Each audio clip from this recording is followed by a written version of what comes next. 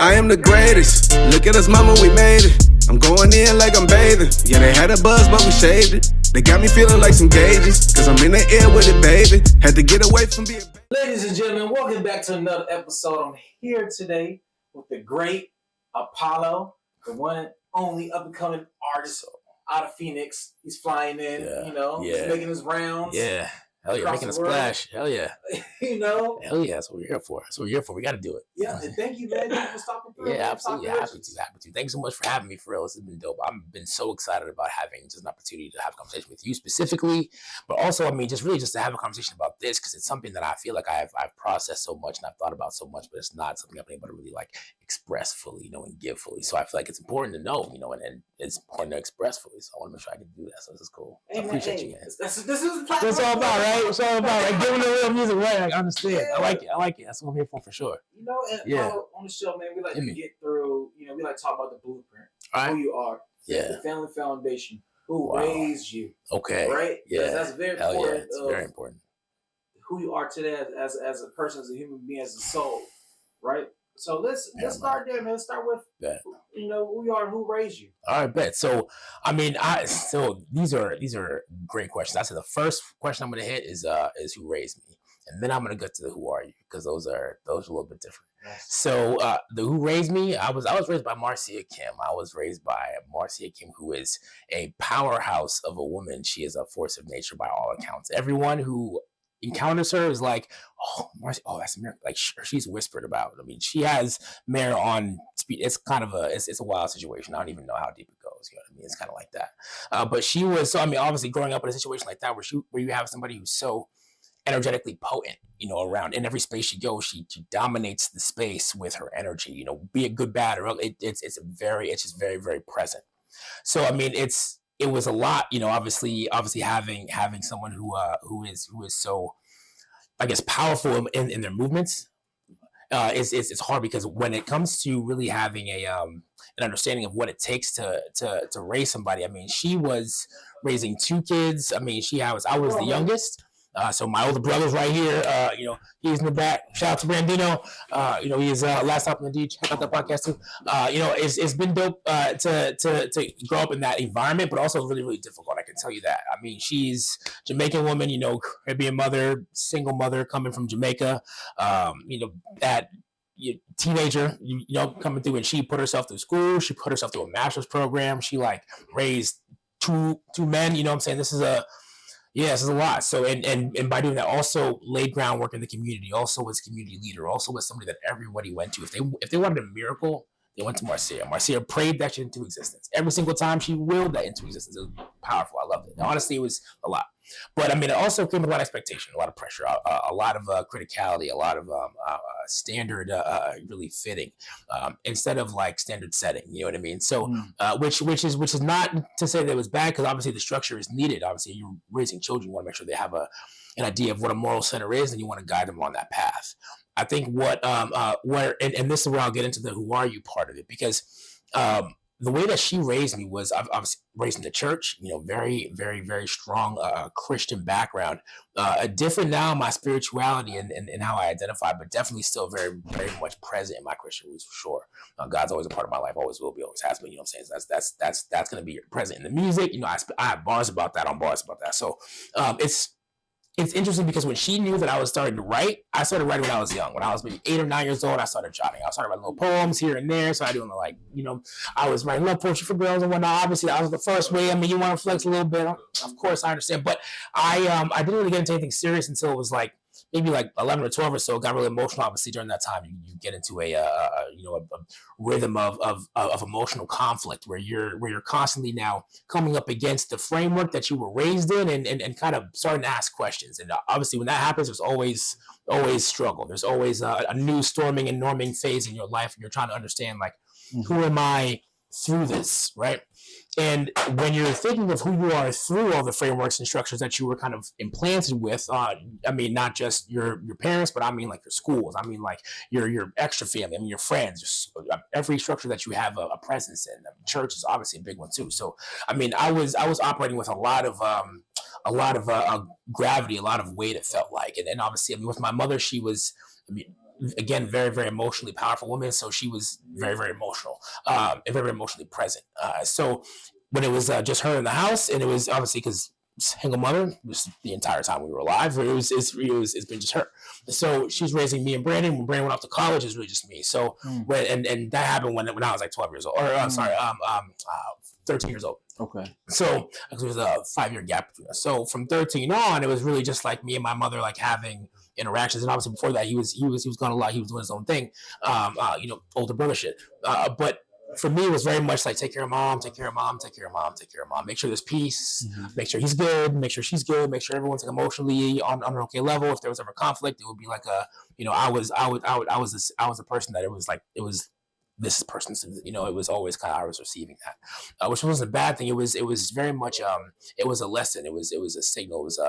It was an excellent teacher of how to receive emotional depth well, and how to kind of process that from a place of like openness, and how you can't there's really no fighting. If the emotion is there, it's there. And so she taught me a lot about how to emotionally process. And I mentioned that because who I am in a large part is comes from my ability to process my emotions and process my energy, and how that kind of shifted into kind of my energetic understanding, and understanding really what it means that everything is energy, and how to actually implement that in my life, and follow a structure as if the path is intentional, the walk is intentional, everything I do has a purpose, and it's not even because it has to, because I want it to. Because why am I wasting time? Why am I wasting time? I'm saying this. I mean, I love. I'm here for joy, and I'm here for peace. I'm here for excitement, but like, all that is found on the path that I'm walking with this music, giving the food. And that's what I call music, actually. You hear that a lot. I mention food a lot in my music. I mention the food a lot when I'm talking about music. So I should probably say what that is. So when I talk about food, quote unquote food, I'm thinking about like everything that is intellectually, that is spiritually, that is emotionally feeding us. Right? I'm talking about the lessons, experiences, whatever that is, that gives us a big, small, mini truth that helps us govern our lives a little bit better, a little bit more, I don't even want to say right, because it's not about right. It's about correct. It's about like, for you, if you're walking your path, then you're good. If you're in alignment, then you're good. And what that means sounds woo, but it's really just understanding like, okay, well, not necessarily who I am. And this is, again, who am I? So from the 13 point on, it was obviously in that story-oriented phase, trying to figure out who I am through the process of my mother's imprinting, her expectations on me in church and on school and all that. So through that, who am I through that? This is the process of finding out who am I without that, right? So after that was like my 20th phase, what I'm saying? So that's why I mentioned the food is what I'm talking about, the things that help catalyze the change, where we leap phases in our life, right? Where we level up, what I'm saying, is what everyone talks about. So the goal for me is not even about the level up. The level up happens when I'm walking the path of my full self. If I'm doing this a little bit, then it's gonna take me longer to get there. I might get there, but it's gonna take me a lot longer, and I feel like I'm already late. So I'm like, I can't. There's no more time to be dilly dallying and playing around. I got to step with purpose. So but I didn't realize that until like my 20s, right? So it's like, who am I without the power structures that I was given? Who am I without the powers of influence that I was told to obey, and to like structure my life around? And I mean, that goes not even just parent. I mean, that goes government. That's the whole thing. It's like, when we're thinking about what to do throughout a day, right? We have a problem. We have a conflict. We're trying to problem solve. All the things that give us information about what a solution could be, that's food. So what I give in my music, all the things that I talk about in music is it's not even just like, it's not giving information. Really what it is, it's me sharing my experience. And through that, the lessons I have are going to be present, and people are going to take whatever they take from that. Be it, be it nothing, be it vibe, be it great message, be it depth, be it a change in their life. I mean, I've seen it all. I've seen the whole spectrum, and every part of it is as beautiful as every other part. You know what I'm saying? It's like this, because that's the path. That's what we're doing. If there's a 1-inch change, if there's a 1-inch influence, if there's like, oh, something sticks in there. Oh, that was stuck in my head this morning, man. That made me happy. That made me smile. Like, that's enough. Then cool, my job is done here. I'm gonna keep pushing to the next thing. I gotta go. So, and that really came from my mother too, because what she is at her core is a giver. Is she like she has a reflexive need to give. She has a reflexive need to be present for people and to serve in that way. Literally, it's beautiful watching her work with people that she just gives and gives, and she just has no reservation about it. She just gives, and I appreciate that about her a lot. That's really what I learned a lot too. And I learned to kind of, so that was my teen phase, right? So I was giving, both of my energy, my time, and I was working a lot when I was kid. She's a very, I wouldn't say demanding. I would say she had high expectations of us, as well she should, because I was working. I turned 13. Job number one every summer. I was working out of school. I was working. I mean, it was great. I got to learn responsibility. I got to learn structure. I got to learn understanding what power structure means. I understand what a hierarchy was. I mean, obviously, in a corporate structure, in a job, you have a boss. I mean, yes, she's not your mom, but she can tell you what to do. You know what I'm saying? It's a little bit different. So when I was learning how to move in the world, I mean, I really was filtering everything through these power structures that I had. And so I started, I guess, in college, really kind of stripping that down and understanding that, like, okay, there's a me that exists through this. The things that I've learned are also, valid. The lessons that I've gained through my experiences, of which there are like a couple, not to say that I know everything, but I know a couple of things that I feel are true for me, that are right in my path, that have helped me walk it better. So I feel like, why don't I give that food to everybody else? And whoever wants it, cool. Whoever, I'm saying, I'm gonna just drop it and leave it right there, and people can pick it up as they want, chop it up as they want. It's cool, because that's really what it's for. It's music, it's art. So I found art. I mean, like I said, I've been writing my whole life, but I didn't really find this. I didn't really find. Here's the thing.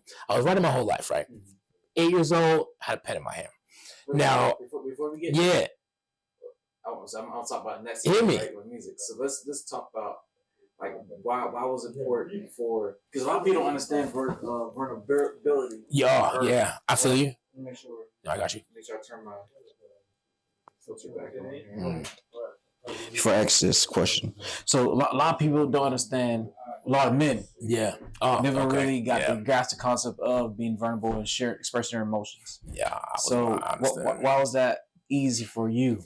I think, and so I think that's the big thing. That's an excellent question. So that was a big thing for me, because it wasn't necessarily easy for me. It was like necessary for me, because I was like I said, I was with a very emotionally potent mother and a very emotionally, like, powerful brother. I mean, when he's mad, he's mad. He's big mad. He's deep mad. He's long mad. He's long forever. He's mad forever. You know what I'm saying? When that happens, and when she, same way. But with her, it's with every emotion. If she's sad, if she's, it goes deep and it stays there. And that's what I found is kind of started to happen to me when I was younger. I just kind of started to wear the emotions of others, and so I just kind of started feeling all this like weight walking around. I just caught all this gravity, like I had to shift the world. I had to heal the world. And I was like, man, everyone's walking around with pain. Everyone's just walking around with pain everywhere. And it wasn't like, it was more of just like, something has got to happen. And if there is like anyone that can feel anything about anything, then I feel like it's a natural understanding that if you know that somebody else can feel something too, you want to help them feel good things, because you don't want them to feel bad things. Because feeling bad, I feel like everything else is like, it's not about narcissism. It's not about, like, it's really just about everything is energy. You know what I mean? Is it all about choices, like you've written about?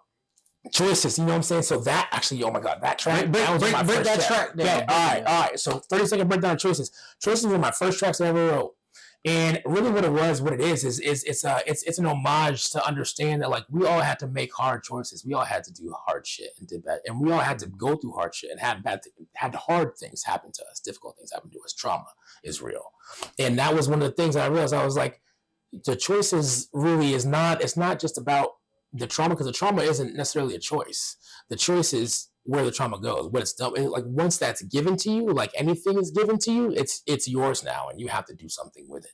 So what ends up happening is people just end up carrying it around. That's because that's easy. That's just easy. It takes too much to put it. You might as well carry it around. We do it every day. You know what I'm saying? I have shit in my pockets I do not need right now. You know what I'm saying? So it's like that. Right.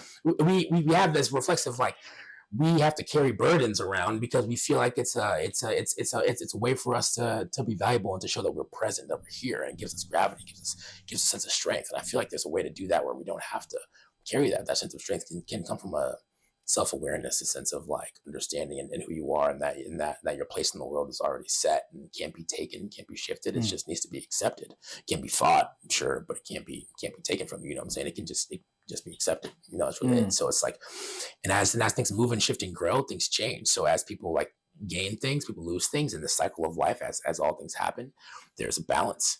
But you're gaining as you're losing. And what I feel like what happens is as soon as the loss starts, we start thinking about the loss, and we keep that hole in the bottom of our spirit open. So we just keep losing and losing because that loss is still present. We're still dwelling on it. We're still thinking about it. It's still infecting our happiness. It's still like underlying it's like we're idling on sadness and anxiety.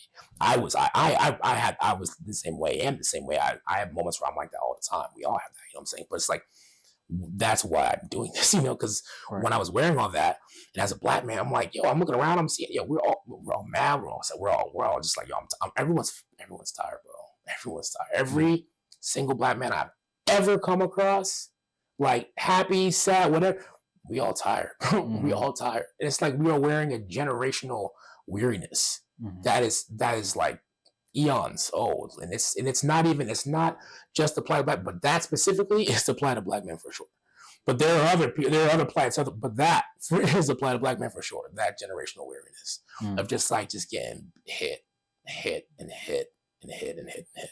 So what's wild is it makes it strong too. What is something that you lost, right? And you lost it, like you said, and like you gotta leave it there. And what did you gain from that moment? All right, so I'll tell you one of the things. One of the things that I mentioned here, that's actually one of the biggest things, was a sense of safety. I was a sense of safety. I was like, I never felt safe. Like I never felt safe anywhere. You know what I mean? It wasn't until like I got to be like really on my own, like out in college, where I was able to feel safe, and I was so addicted to that feeling. I was like, yo, my mom would come to campus, and I would immediately be a smoke, disappear, be a ghost. My roommate would be like, yo, where are you at? And I would be like I would be on some rooftop or in the basement of the library somewhere.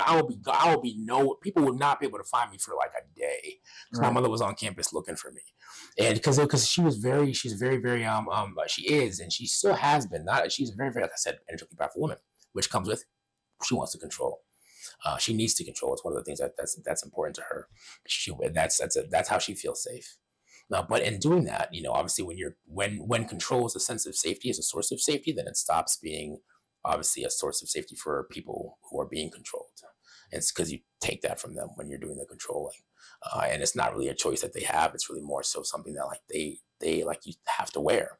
So and that was taken from me in a few different ways. But like what was wild was when I realized when I went to college, and I was like, yo, I feel like okay, I feel settled. Like my body feels like relaxed. I'm not like tense. I'm not like worried about. I'm not worried. I'm just chilling. I'm fine. And that was this new feeling for me. That was really not something that I felt before. And when I realized that, I was like, oh, okay, there's a problem. I was like, there's probably a problem here. There's probably a problem here. I was looking around. I was seeing my boys also like struggling, just like beating against the shit that was expected of them, of the world, and just of world systems in general, and not even having the space to discover what is happening in here, not even having the space to like recognize that there's shit happening in here, not even having like the space to be like, shit happening in here is okay. It's not weakness. It's just shit happening in here. You know what I'm saying? It's like, there's no weakness in emotion. That's like, in fact, where most of the strength even comes from. Saying like lack of emotion is just like, you're just gray, lack of emotion. You're not strong. You're just unmoving. You're just, what I'm saying? You're just stagnant. So with our culture, especially black men, right? It was showing emotion growing up. Sometimes, in American culture, it was like, you're weak. Yeah. Right. Because you're showing you're black. You don't supposed to cry. Right. How can someone deconstruct that, unlearn that habit, and kind of tap into that space? Honestly, I mean, if I could write a book, I'm gonna write a book at some point. But really, it's not even going to be, it's going to be workshops. That's the other thing I'm going to talk to you about. There's going to be a whole thing. There's going to be workshops coming up, festivals and shit. It's going to be wild. Music is going to be the whole thing. It's going to be great. But it's going to be about getting the food. Really, what it is. It's about food. Because what it is, what's happening in those moments when we're feeling that we can't feel, we're starving ourselves, we're starving our hearts of any kind of attention. So of course, like it just dries out and it dies. Like your emotions here, they dry out and they die, and then they just infect you. They get toxic, they stagnate, they get like any dead thing, and they start to destroy the whole essence of what makes you good in your spirit. And what it is it's small. It starts small. It's like a motivational thing, right? Because it starts off with I'm motivated, like, oh, I'm on the door. When that just you don't even notice. It just kind of clicks off. You just kind of start moving and you just stop holding doors, essentially. You know what I mean? And it's like you don't even notice, but it's like something starts happening. And it's like that in everything. In relationships, it's like that. It's like that with family. It's like that with jobs. It's like that with everything. We just have these. And it happened to me multiple times. I had like that cycle was happening. That cycle happens to everybody in their minds. It happens to me in my mind all the time. But when that cycle happens in my mind now, I'm starting to like become aware of it. And that's really the work that I had to do when I was alone for all those years. You know what I'm saying? When it was really just like me and my mother, and I was her emotional weight or his emotional, and it was a lot of like at me, but not like for me. You know what I mean? Or not like about me, but really like at me. You know, it was really been that way for a lot of people, you know, who have the same story. Right. But it's like when you're used to serving emotionally other people, and in that way, it's not like you don't necessarily feel like you're being taken from. You feel like you're being validated. You feel like you're being loved. You feel like you're being given something, because you know they're taking the love and the acceptance and the support and the energy that you're giving them, without having to return anything back. It's not there's not a need to return anything back, but it's because it's love. But it's more like the motivation to return something back isn't there. You know what I mean? The when you're like when that changes, when you're like, oh, I'm receiving love from this person, I should give some love back. You know what I mean? Like I want to give some love back just because I want to do that, because they're good and I want to be and I love that they're good. I want to feed that goodness in them. It's like when that starts to kind of die down and get quieter and quieter and quieter, and we think that's like a strength because it thinks it makes us stronger to move more individually. Like there is nothing in natural world anywhere in the universe that operates best alone. Nothing operates best alone. It's just not a thing. That's why environments exist. That's why ecosystems exist. That's why relationships exist. That's why communities exist. That's why we're all living. That's why we're in this room right now. You know what I'm saying? Because we can't do this shit alone. You know what I'm saying? That's not how it works. So it's like everyone needs to be mastering their path, mastering their craft, and then working in community. And then giving in community. That's what I'm giving in my music. That's what I'm trying to feed. I'm here to feed the harmony. I'm here to feed the peace. I'm here to feed the joy. I'm here to feed the fun shit and the vibe. Like, let's fuck shit up. Like, we can be angry, sure. That's that. If we feel angry, that's valid. Your anger is a valid emotion too. I'm angry in some of my shit as well. You'll probably see that shit today. But it's like, if that anger is something that takes instead of something that expresses and gives, then that's the issue. You know what I'm saying? It's not really about the emotion being the problem. It's about like how that emotion like makes you take from somebody else. And that's kind of what I want to heal with my music. Okay. Nice. So now let's talk about you actually writing music. When did you start realizing that I want to do music? When was that moment in that day and time in life when you woke up, was like, let me try this, or the thought of music. Okay, so it's interesting. So like I said, I was writing when I was younger. Like 8 years I was writing. I was also a drummer for a long time. I was drumming for forever. I was in the drum line at church, and I was in like this other small drum line. I was on the small little parades around. It was a lot of fun for a while. Like during middle school and high school, it was a lot of that.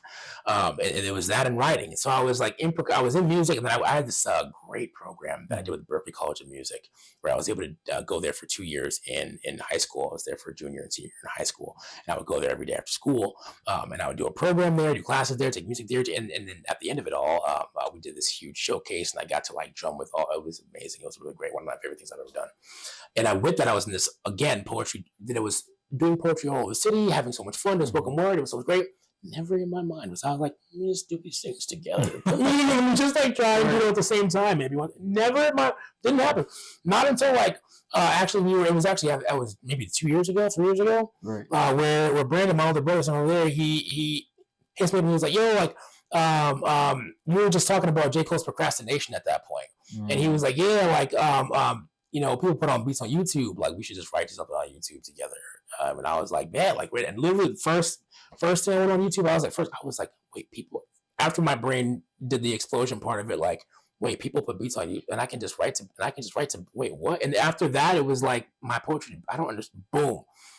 Then I put that pen to paper. He sent me the first, we went through some YouTube beats. I just started writing, and it was like, there was no other option. It was like immediate, like, click. It was, this is why I have the urgency in me. This is why I have the move. This is why I can never go away, because that fire's been sitting there for so goddamn long, and I haven't been able to access it right.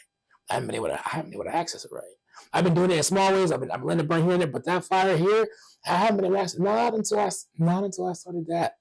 You know, and not until I did this. Not until I started giving that shit like fully of myself, like with my spirit crafted fully into each and every track, like each and every track that I've ever put out, ever written. I mean, in my notes, I have maybe hundreds, maybe like 200 tracks that I've written like over the last 3 years. Mm-hmm. I mean, I may put out maybe 30 of them that I'm doing right now, but there's every single one of them I do. It's like a knitting situation. Every bar is crafted because like that's why I'm doing this. Like, and I'm still working on my freestyle game. You know what I'm saying? Because that's one of the things. Like I'm working on freestyle game because that's one of the things I didn't really exercise. Obviously, I never did this. I did this like 2 years ago, and then when I'm writing, it's comes out like water now. Now it comes out like water because now it's like now it comes out like water. It's beautiful. But now, I mean, before it was very difficult. It was very like choppy. It was very tough. I was sending stuff people and they were like, okay, yeah, this is nice. This is good stuff. You know what I'm saying? The nice things people say when they say that they're terrible, but they don't like it.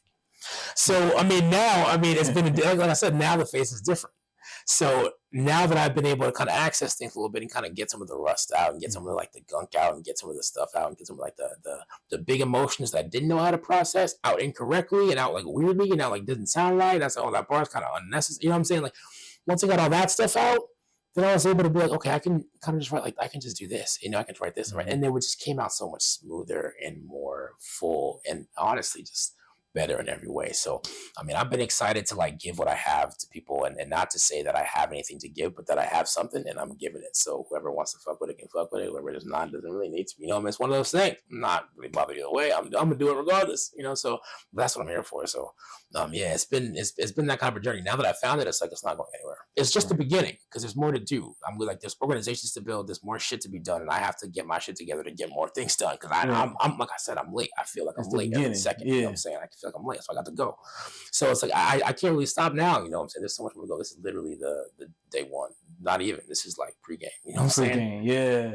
All right. So your name Apollo, right? Yeah. How did you figure out your artist name? Love that. When that came about? Love that. All right, bet.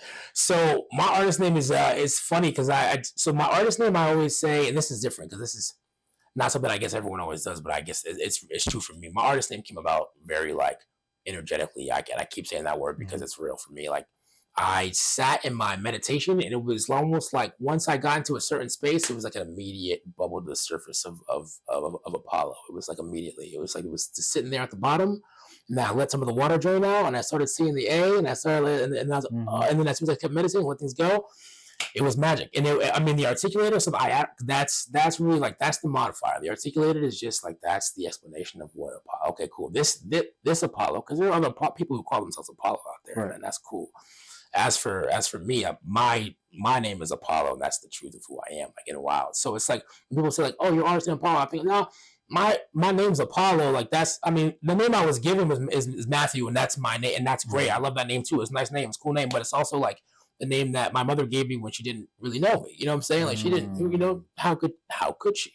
And for other people, they kind of adapted their name and they do that, and that's great. And for me, it kind of never really like felt like fully, you know, mine. It was just kind of as like a lot of things that did because they were kind of given to me and kind of made for me to hold instead of like giving me to like understand and like make my own. So now that I found Apollo in this way, it's been so it was meditation, right? I was actually funny. I took how I started writing. Actually, the first time I wrote this some of these tracks that I'm going to show you guys today. It was after a while. It was a shroom trip that from oh my goodness, it was dimensional. It was dimensional, bro. It was wild.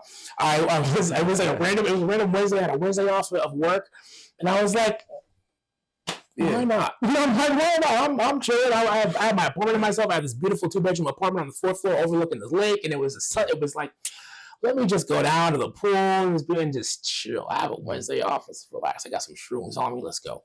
I go down there. The shrooms was not the intention. I want to go down to the pool. I went down there, met some people. We all started talking about shrooms. I'm like, I happen to have some. They're like, oh, so do we. Yeah. We all take shrooms together. It has been a great vibe. We're having a great time. We all listen to music and party at the pool. And then I go upstairs, and I'm like, I start feeling weird. Maybe I was like, man, I did too much. I go upstairs. I sit in my house, and when you're on shrooms, like everything is very strong. Everything's very powerful. Like you're almost like a raw nerve for energy. And it's like whatever hits you is gonna hit you hard. Whatever hits you is gonna hit you deep. It's gonna affect you something. So lights were a lot. So I gotta make sure the lights right. So I turn on the lights, make sure I open candlelight, right? Nighttime, I just meditated for like an hour and a half, right? At the end of the meditation, I literally just I was laying on my couch, I got up, I wrote down the name Apollo, and I was like, oh, that's me, right? So, and it wasn't even like, oh, it's about a boss, or oh, it's about this. It's like that name for me represents light. It represents not just light, it represents, because there's lots of different types of light, you know what I'm saying? There's lots of, but for me, it represents specifically solar energy, specifically sunlight, specifically like big solar energy, like source energy. And that's like, I think where everything that I feel, where everything that I give, like really flows from that. And that's kind of what my name for my source energy is Apollo. So people call me Matt, they're like, okay, cool. Call me Matthew. I understand. Like they're talking to me still, yeah, sure. But I mean, someone's like, oh, Apollo, it's like, oh, like you're talking to me. You know what I'm saying? Oh, you're talking to the whole, okay, cool. What's up? You know what I'm saying? It's a different situation. So which is not a bad thing. It's just a different thing. So what's been cool about Apollo is that now I get to explain to people that when people are like, oh, it's about the sun god, I'm like, no, I mean, that's me, but that's not really about that. I mean, they discovered Apollo meant light too, and they just decided to make a god out of him. That's cool. Like, you know what I'm saying? That doesn't really take, I mean, yeah, Apollo's a boxer, great. I mentioned that in a lot of my bars. I love that shit. Apollo as a boxer, I'm not mad about that correlation. I'm not at all. I'm not upset about it. You know what I'm saying? People are like, oh, yeah, I can't look. Yeah, I mean, if you're gonna, I guess I'll take it. I'll take it. Great. I mean, Apollo Creed's great. Come on, let's talk about it. So, yeah, it's just Apollo's just been the fullest sense of like me sharing my big fire solar energy with the world in the most healing, beautiful way, and that brings a good, fun vibe that I can. Yeah, it's kind of like honing that craft. Nice. Yeah. And you have a very unique. Your voice is unique, and your style is unique, right? So, is there like specific artists that you was kind of studying? That help your style today? Yeah, so I mean, I would say, I mean, like I said, we all get almost imprinted upon by our influences, right? And I feel like music is one of the biggest ones that we have. We don't really like own it as much, but I feel like everyone is affected by music one way or another in a very large way, whether they like own it or not. Everybody. So when I was like growing up, it was a lot of hymns, a lot of Christian music, a lot of like Christian rap, a lot of like big gospel music, a lot of like Kirk Franklin, a lot of Smokey Norfolk, you know what I'm saying? A lot of that growing up and around the house. Every once in a while, we get like a little like a little sprinkle of some soul, R&B, something in there, but it would be like maybe one TLC, but like a lot of Aretha. You know what I'm saying? It would be like a little splash and then a little bit and a lot of that. So it was very toward getting spiritually connected to God and getting spiritually. So a lot of that was just the energy that was like flowing and obviously from all the music I was hearing every single day, the lyrics I was hearing, it all gives that food. Then I found like some different stuff again because my older brother Brandon, shout out to Brandino again. He's he would be hitting me up with these like CDs. He was like, yo, I found these old, I made a little something. But I was always fantastic. I was like every single time I was like, ooh, what's this one? Yo, I was going in there. He had this little booklet of CDs. I went in there. I would snag some of them. I really wouldn't know because he had like $1 million. I would snag some of them every once in a while, switch them out a little bit. Because I mean, it was like finding new music was like it was like a treat. It was I didn't have control over a lot of stuff, so it was like, yo, cool. Let's see what new music's around. You know, see what he's got in the pocket this time. And it was always dope stuff. I mean, my favorite that I've found to this day, and I will say this for real, like to the day I die, one of my favorite lyricists forever. But two people actually I'll mention right away. Saul Williams is number one, and he was on a song. He was like a feature on one song that Brandon found, and I was like, because he did a poem at the end of a song, and I was like, what is that? I want to find that dude, because his bars were ridiculous. It was wild. And it was my kind of style, obviously being spoken word, and that being something that spoke to me. So it was like, you know what I'm saying? All these little things kind of like start to bleed in, because Saul's very spoken word. Then it was Lauryn Hill. Lauryn Hill, very as a soul. Her bars, bro, also like very like energetically potent. Her bars, it's very underrated. I swear, underrated Lauryn Hill. I'll say that's why I die.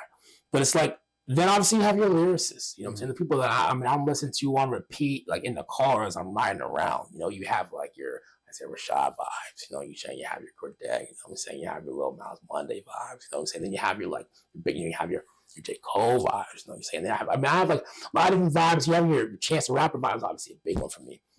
Honestly, Chance the Rapper got me through college. That's one of the things that I'm gonna put out there right now. I mean, and shout out to Chance for real. Thank you for your food, bro. J. Cole J. Cole, after college. Yeah, I was like, yo, how do I do with this life shit though? Like, yo, Chance, like, your Chance spoke to, I understand. You had a mom and you understand, but you just want your people to love you, and it's hard. You just want love for your people, but shit's hard. And I'm like, yeah, but shit's hard. Chance spoke that for me. And then J. Cole was like, yo, you just trying to you just trying to live. Because then it was like, okay, who am I through the power? Now who am I without the power structures? And J. Cole spoke about who like stripping the power structures down.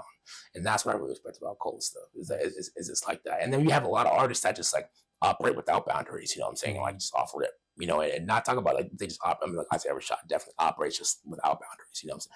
Tyler the Creator, oh my God, operates without boundaries, you know what I'm saying? So it's like you have people who are showcasing what's needed in their music, because that's what we do, you know. We all this, how we structure our lives, we put that into the music and we give that out, or that's what I do anyway.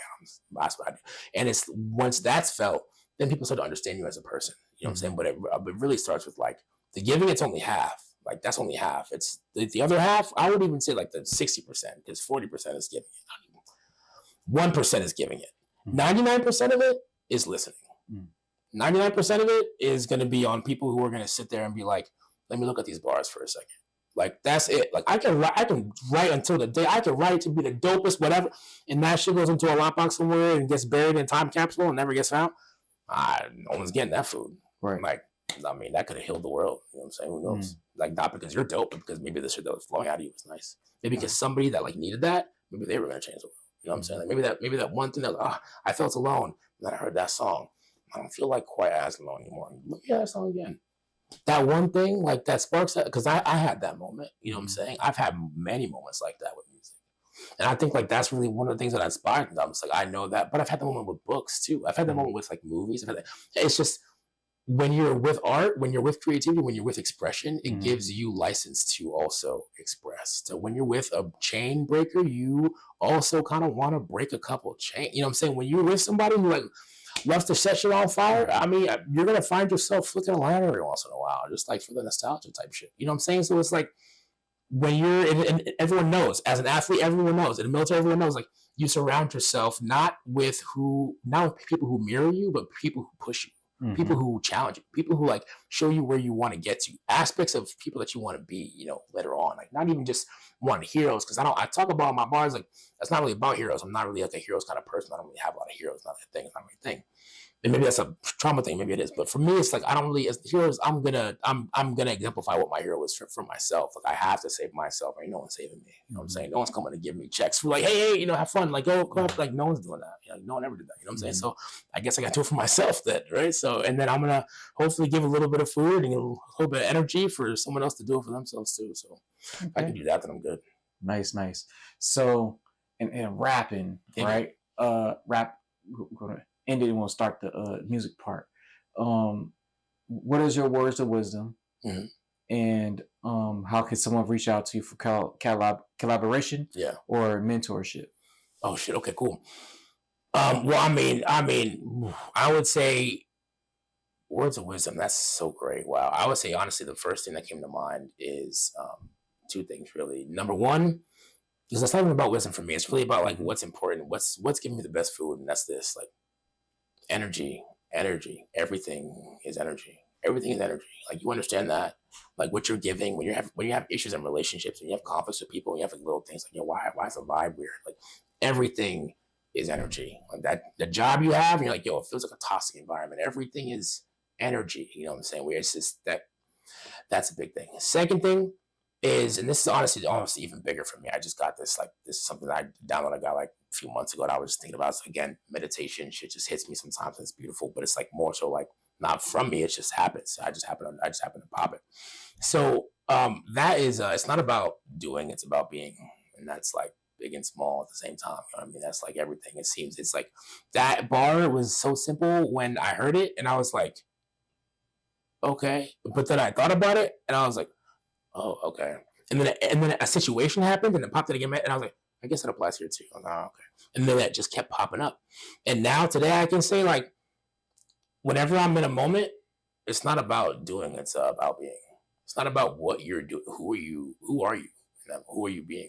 Are you mad? Are you, or are you doing something different? Are you someone else? Are you off the you that you usually are? Are you off? Are you out of homeostasis? You know what I'm saying? If you're out of balance, then that might be an indicator. But it starts with energy, and it really ends with doing and not being, or being and not doing, rather. Nice. Yeah, being and not doing. It's like the law of attraction, man. Everybody should study it. Really, you be the greatness that you want to see, bro, and that's really it.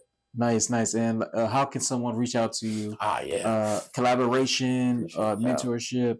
Honestly, look, if anyone wants to reach out to me for collaboration, I'm always down. One of my biggest joys in life, and I shit you not, one of the things that everyone who sees me on an everyday basis, they will tell you this. Everyone I talk to, I'm like, yo, what do you like to do? Creatively, like, what's your I want to bring that creative spirit out in every single person I touch. If I could have one person be like, yo, I wasn't like, but now I do shit every day and it's fun. That done. So honestly, because that right there for me, when I found my creative, like that was the beginning of healing. That was beyond monumental. That was life-changing, gravity shifting for me. Like that was the catalyst for that, was my creativity. Because that's really what it is for everybody. I believe that creativity is the catalyst for great healing for everybody. Just being able to creatively express yourself. But yeah, that's I would say, like, if someone wants to do that, book me apolloarticulated at gmail.com, hit me back, or Instagram, apolloarticulated, apollo.articulated on Instagram, hit me there. You can really just email me or hit me on Instagram, and I would definitely respond to you. And my mentorship, look, I'm not, you know what I'm saying?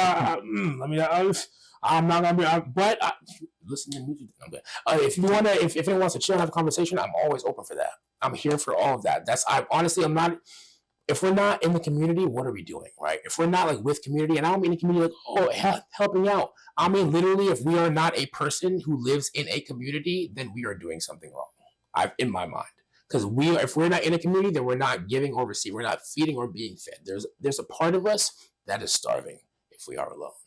So I'm like, if anyone wants to rap it, if you want to rap, hit me up. You want to chop it up, hit me up. I'm here. I'm always here for that. All right. Yeah. Well, appreciate you, man. We're going to hit the next segment up, man. Let's rock. Hell yeah. I'm excited for that. Let's go. Appreciate you, Doug. Let's rock. All right. That was good. Man. That was fun. Yeah, man. I remember when they used to laugh at me struggling. I remember when they used to say I was nothing. I remember when they used to always count me out. Now I'm about to show these haters what I'm about. Watch me now.